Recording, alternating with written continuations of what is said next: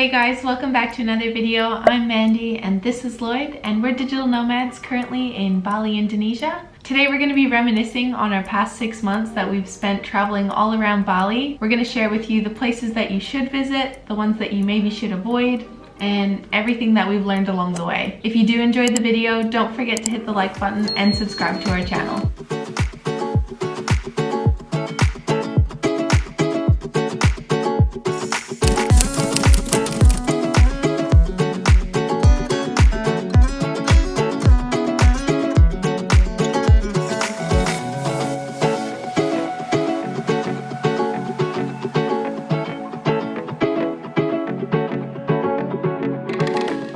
So we came to Bali in November of 2021, last year. When we booked our tickets, it was an 8-day quarantine, which we were more than prepared to do. But luckily, it got reduced to 5 days, and then eventually it was actually a 3-day quarantine by the time we got here, which was pretty easy, although even spending 2 full days, which it was in quarantine, got pretty tough. I don't know if I could have done 8 days. Yeah, the people that did 8 to 10, like, you're amazing. We landed in Bali at about 8 p.m, which was maybe 11 p.m. our time back home, and we actually waited at the airport for 2 hours for our PCR results. We didn't know what was going on the whole time. We basically just got whisked away by a driver who took us to our hotel. They didn't tell us if we were positive or negative, but we assumed we were negative. It then took about another hour and a half just to check into the hotel. So by the time we got to our quarantine, we were very tired. And then we spent the whole next day in the quarantine hotel. And although it wasn't too bad,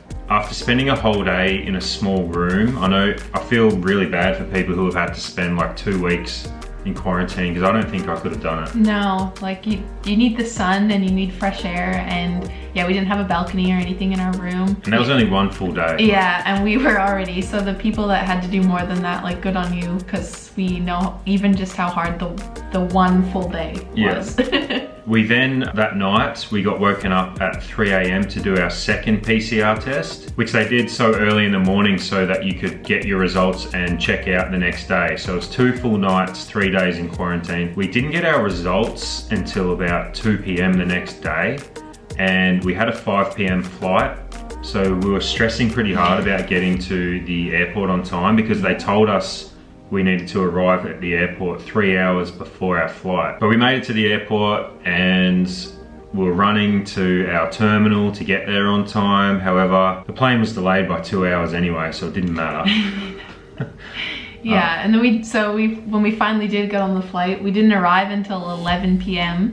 To Bali, so it'd been a very long day. We'd been awake since 3 a.m. in Jakarta. Yep. And didn't arrive to Bali until 11 p.m. and we were so exhausted. Yeah, and I only had about, I think, 100,000 rupiah on me to get food, and I had to figure out how to get food delivered to our guest house because nothing was open. It was after midnight and we were really hungry and tired, but we figured that out. We went to bed and then we just did some sightseeing and enjoyed Canggu for a week. Yeah, when we first arrived, Canggu was pretty exciting for the first few days just because I had never been to Asia before. Super exciting just for the new, like, seeing new things, being with new people, new smells, new sights, everything. But Canggu was very, very dead when we first got here. There wasn't a whole lot going on. A lot of businesses were shut down because of COVID. Every restaurant was empty. Yeah, so there wasn't much of a vibe when we first got here, and then we got dengue fever. Yeah, so after 7 days we got dengue fever, which we've spoken about a lot on the channel. You're probably sick of hearing it. Yeah, so I won't go into too much detail, but it did sour our experience a little bit of Canggu and Bali in general, honestly, which we were trying really hard not to let it get to us. We just decided that we should go see something new and pack up our things and head to Ubud. Just a quick piece of advice for you guys: if you are planning on traveling or coming to Bali, we do recommend getting travel insurance.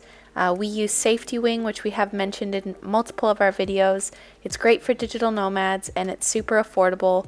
It helped us when we had dengue fever. We highly recommend it. We will leave the link in the description. So we spent a total of 3 weeks in Canggu. 2 weeks of that was actually with dengue fever, because it does last about 2 weeks. Yeah. It's pretty bad. And we just wanted a fresh start, so we went to Ubud basically to recover and just feel better again and just change up the experience because it wasn't the greatest experience. Yeah. And we loved Ubud. Yeah, I'm really, really happy that we made that decision. We did stay at some not so good Airbnbs when we first got there, but then we found a really good co-working space, which helped us be able to buckle down and build our online course called Outpost Penistinen. Penistinen is the area in Ubud. It's a really good co-working space. It's sort of set up almost like a hostel / hotel. I would say it's 3.5 star. Yeah, it was really good, and the staff there were just so good to us. They always went above and beyond to make sure that we were comfortable. And it was a reasonable price and plenty of places to work, get stuff done, which is what we did. And we sort of just used it as our base and did quite a bit of sightseeing around the area while we weren't working. We'll take days off. Yeah. We did Mount Batua. We did the hike, the sunrise hike, which was pretty cool. Yeah, and saw Tagalalong rice terraces. Yep. Which if you don't know, they're like the main rice terraces that everyone goes to. It's really, really beautiful and worth the trip. Visited a cat cafe, which is pretty random. Yeah. Yeah, and I'm so allergic, but it was still worth the experience going there. It was really fun, highly recommend doing that. Ubud's just a really good place to sort of base yourself out of because it's sort of in the middle. You can kind of travel to everywhere from there. Yeah, it's pretty close to everything. We spent a lot of time at Yoga Barn doing yoga and just trying to feel healthy again because we didn't feel too good after Canggu. I went to some good night markets there. Yeah. Also, there's plenty of like resorts and day clubs around Ubud where you can just pay an entry fee or sometimes it's even free and go hang out for the day and eat lunch, and they're right in the middle of the jungle. Yeah, very peaceful, really nice day trip just to relax and unwind. That's something I didn't know about Ubud, and it's probably one of the biggest selling points for me. Yeah, for sure. So we stayed in Ubud for about a month while we were building our online course and trying to get healthy again. And then we decided we were really missing the beach. That's the one thing that Ubud lacks, obviously, because it's more inland. There's no beach. Yeah, so we went down to Sanur and spent about a week there, which we were only going to spend a couple of days, but we ended up really liking it. It was a really peaceful vibe. The beach was really nice. Again, it was really quiet though. Yeah. But we liked it in Sanur. Yeah, really recommend it for family vacation, a more quiet, laid back vibe. It's also super easy if you're staying there to jump up to any of the other islands as well, because a lot of the boats go out from there. So if you're wanting to do that island hopping, it's a really good idea to stay in Sanur as well. We did a day trip from Sanur to Nusa Dua, which wasn't great. No, we did it the budget version, but everything on the main street in Nusa Dua was completely shut. Every business was completely shut down right near the beach. So we didn't get a view of the big resorts, which I think for Nusa Dua is the pole for tourists to go there. But Nusa Dua itself, completely shut down, nothing going on. Yeah, and it didn't help that it was raining the whole time. Yes. But I'd say Nusa Dua is probably picking up again as tourism ramps back up, and the beach itself looked really awesome. Yeah, we didn't get to enjoy it because of the rain, but it does look very beautiful. From Nusa Dua, we ended up going to Uluwatu, where I got to meet up with my best friend after not seeing her for 3 years, and we stayed in 2 different places. We stayed on a resort in Ulawatu beach, which was pretty cool. It was pretty abandoned though, like almost like a ghost town. Yeah, you could tell that like the maintenance hadn't been upkept, and again, just really quiet on that part. But when we moved over to Bingin area, there was a bit more of a vibe. Yeah, there was a lot of young people. It's a main surf spot there and really cool Airbnbs. We got an awesome Airbnb for one night. You can actually stay right on the beach. There's warongs on the beach, plenty of places to eat. You don't really have to leave that area. The best bacon and egg roll that we've ever had was in Bingin Beach. Definitely recommend it. After we left Ulawatu, we headed to Munduk for a couple nights, which was one of our favorite experiences that we had in Bali. Yeah, it's like a little quiet town right on the mountains there, and there's a bunch of valleys and really cool Airbnbs with amazing like views. You can see the sunset and the sunrise in the one day. I definitely recommend going to Munduk. It was probably one of the best experiences we had. Yeah, the waterfalls we had all to ourselves at the moment because there isn't too many people making their way up there, which they should be. You get a lot of experiences just to get to yourself. So Munduk, we had a whole waterfall to ourselves, which was really, really cool. From there, we drove to Lovina and had some scooter problems on the way because we took a very steep winding road to get there and our brakes started giving out. Yeah, and with 2 of us on the scooter plus our like backpacks and everything we had with us was just too heavy and it was very steep, so our brakes started giving way on the way down and we had to pull over for maybe 20 minutes just to let them cool off, which was a little bit scary when you're coming down a massive steep hill and your brakes start giving out. Yeah. But we made it to Lovina, which is best known for its black sand beach and dolphin sightseeing. Personally, for us, Lovina wasn't for us. It was just really dead and we didn't have the desire to do the dolphin sightseeing for a number of different reasons. So there wasn't much else there for us. We found it difficult to find a good restaurant to eat at as well. And when we did, everything was empty. I think because usually Lovina does attract a lot of tourists for dolphin sightseeing and being sort of still on the back end of COVID and very quiet. We were sort of the only tourists there and it was hard to even walk around because it's usually expected that people will come up to you and try and sell you something or a tour, but it was literally every person we walked past.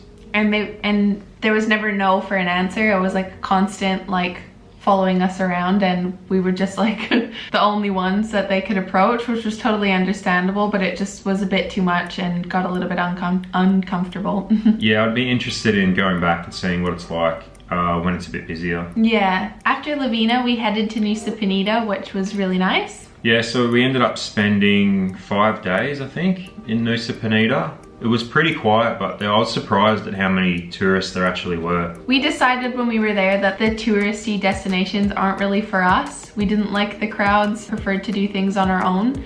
So we just hired a scooter and went around the island on our own, which we do recommend. It was a really, really good experience. We also stayed in the coolest A-frame cabin on the beach, which was absolutely incredible. If you haven't seen the video, we will link it above. That was one of my favorite Airbnbs that we have stayed at. Yeah, there was a couple of good restaurants that were open, main restaurants in Nusa Penida that we went to, so the food was really good. They had live music as well. Yeah, we were just really surprised at how many people were there compared to some of the other places we went to. Yeah, we thought there, because of where it was, would be a lot more dead, but it was pretty happening. I think the main attraction there is the sightseeing tours they do. So basically you pay a tour guide to drive you around to a bunch of different spots on the island. It sort of took away from it a little bit because when we went to one of the main beaches, it was probably over 100 people just standing around taking photos. Yeah. And we just opted to do it ourselves, which I think was a better option. After Nusa Penida, we headed to Nusa Lombongan, which unfortunately was very, very dead, even in comparison to Nusa Penida. But it was still so beautiful. I would love to go back to Nusa Lembongan. It's probably my #1 place I'd like to go back to when we come back to Bali because the town itself and the island itself is really cool. There's another island, Nusa Penida, which you go over the bridge to get to, and it has a lot of cool bars right on the water. But unfortunately they're all closed. There was really nothing going on the island while we were there. I was surprised at how dead it was. We got pretty lucky in that the accommodation we booked was a really nice villa resort and we were the only people there, and it was a family owned resort and they looked after us really well. Yeah, it was very nice. We had been traveling for a couple of weeks, maybe 3 weeks by then, and we sort of just took it as some downtime to relax. We ate good food, got lots of sun, did a little bit of sightseeing and just chilled out. Would definitely recommend Nusa Lombongan. Yeah, we'll definitely be heading back when things are happening a little bit more. After Nusa Lembongan, we actually returned to Canggu and we were meant to be leaving for Thailand at that time, and the difference from how busy Canggu was when we got back was huge. So we came back to Canggu in February, and because some of the entry requirements were getting a bit easier and tourism was picking up a little bit, Canggu just had a whole different vibe. It was a lot busier. Most of the restaurants were getting full. A lot of people down the beach, and it just felt like we wanted to stay and experience this different side of Canggu because our first experience wasn't great. Yeah, so we wanted to rewrite history and have a more positive experience in Canggu. So we pushed back our flights to Thailand to basically now. And we used that as our home base for the next few months. We did a couple of trips out of Canggu. The first one was Sideman. Sideman is a really peaceful place. It was sort of like an Ubud mixed with Munduk a little bit. Very quiet and peaceful vibe. Somewhere that you would just go to relax. We stayed at a really cool Airbnb in the jungle, a tiny home made of hay, or along. The Airbnb itself is called a tiny hay house. And after that we stayed at our first luxury resort that we've ever stayed at, and I cried. Yeah, so this resort, where it's actually situated, there's really no residential properties near the resort. It's just all sectioned off for resorts only, which makes it very quiet. There's not much traffic at all. There's not really any noises, so you can sit there and just be really peaceful. Yeah, we've been on the hunt since we've been in Bali for somewhere to elope, and I think that's the place that's come the closest to making us make a decision, but we'll see in the future. We then did a trip out to Medewi, which is a Muslim community, also a really easy surf wave, which was a really unique and cool experience that I'm really happy that we got to do. Yeah, we finally did some surfing in Bali. It's a really easy spot if you're a beginner to go and try surfing. It's very quiet as well. It's a really long left-hand wave, and it's not really a secret spot, but it's not as popular as places like Uluwatu, Kuta, Canggu. And also being a Muslim community during Ramadan was a very unique experience. Yeah, really recommend it if you are here during Ramadan, just to understand and realize what people go through when they're doing Ramadan. So many people may not realize that Indonesia is predominantly a Muslim country. Bali, obviously, most of the population are Hindu, but there are some areas that have more of a Muslim population, and Medewi is one of them. So this brings us to where we are today. We are currently in Canggu and we are leaving for Thailand in 10 days. For our last few days we will be visiting Seminyak and heading back to Ubud for a really relaxing retreat before we head off. Out of everywhere we've visited in Bali, if you're gonna have a home base somewhere, we recommend Canggu because it's got a really good vibe. It's got everything you need here. Ubud's really good too. Yeah, those would be my top two. The only thing it's missing is the beach, I think. Yeah. But Ubud has great food, so does Canggu. You can find so many different properties, rental properties here, whatever budget you're on. It's very friendly for Westerners if you want to have a base here. So how we managed to stay here for 6 months was being on our business visas. They're valid for 2 months, but you can extend them 4 times, giving you a total of 6 months, which is now coming to an end. So we're leaving to go to Thailand and just do a little bit of traveling around, and then we're probably going to come back, apply for a different visa to come back. Yeah, you can spend 6 months here. There's actually some new visa regulations that have just come out, which I've just done a video on. Moving to Bali for the past 6 months was one of the best decisions we've ever made. I feel like we've grown and learned a lot since we've been here. It's been a really great introduction for me to Asia and understanding how other people live. I'm really glad we didn't just spend the whole time in one spot either. Originally we were just coming to move to Canggu. Yeah. But we decided to move around and we got to experience pretty much all of Bali. There's a few places we still haven't been, but we got to see most of it. Yeah, so we do recommend doing a little move around and seeing a bunch of different areas before you decide exactly where you want to be, or even just doing trips out, because there is so much to offer in each different area. I'm really grateful that we got to experience all this the last 6 months. We hope you guys have found this video helpful. If you have, don't forget to hit the like button and subscribe to our channel. We have a new podcast that comes out every Wednesday as well. You can find that in the link below. And we hope you guys will follow us along to our travels in Thailand. We will continue to make 3 videos a week. So we will see you guys in the next one. Thank you. Bye.